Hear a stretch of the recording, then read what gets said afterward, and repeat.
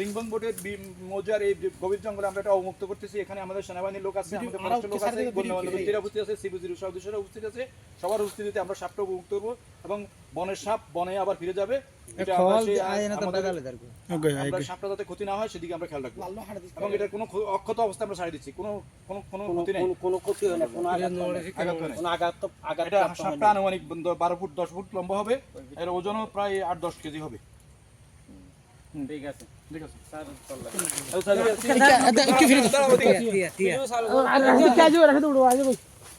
সাফর কাম video করিবে sorry লাগবে video করিবে দাঁড়াও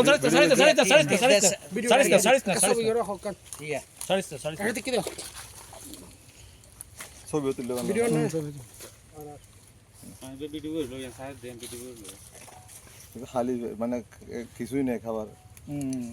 কোরা হাতে বললে ওই দি কোরা হাতে পুরো তো দিবে ওগো কোরা দিলে গোড়া বলে সারি দাও, সারি দাও, সারি দে সারি দাও। লড়তে হবে এটাকে। এই তো যাচ্ছে, এই তো যাচ্ছে। বনের সাপ বনে ফিরে যাচ্ছে, বনের সাপ বনে ফিরে যাচ্ছে। বনের জিনিস বনে চলে গেল। হ্যাঁ